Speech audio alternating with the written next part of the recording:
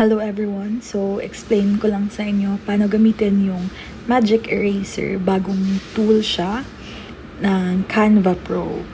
So, disclaimer lang, explain ko lang to kung paano ko siya ginamit tsaka based on my own learnings na din sa pag-search online, Google tsaka YouTube. So, we'll start here, yung Magic Eraser. Click natin yon. You can adjust the brush size, pwedeng maliit, pwedeng malaki. And then, try nyo lang i-trace yung gusto nyo alisin sa photo mismo.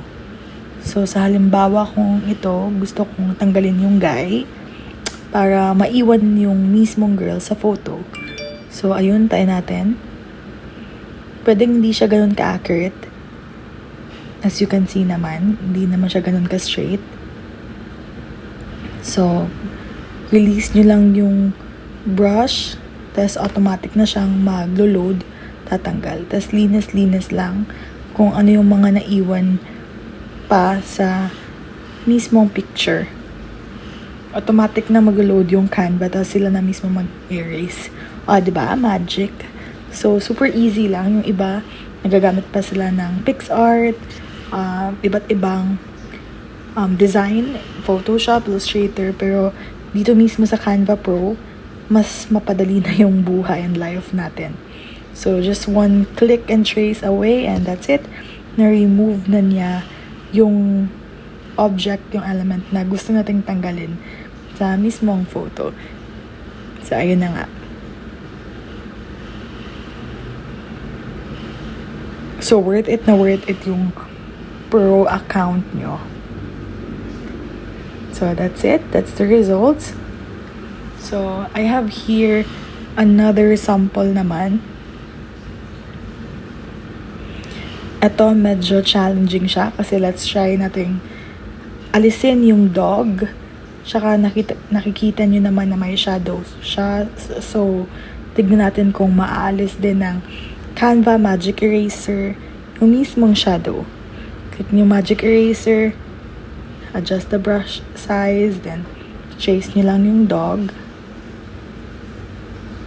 Ayun, hindi nga siya ganun ka-straight.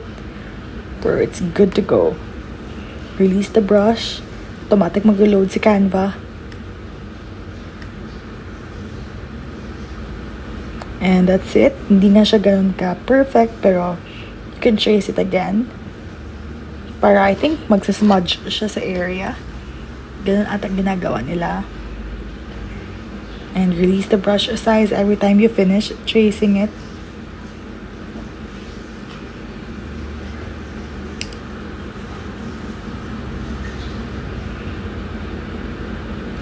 I'm just trying to clean the area here para di ganun kahalata. And now let's try the shadows. Yung shadow ng dog. Trace pa rin natin yung shadow.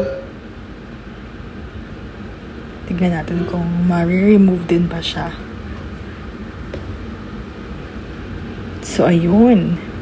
So, may mga lines lang. So, pero, I think it's good to go. Hindi na siya ganun ka-dark.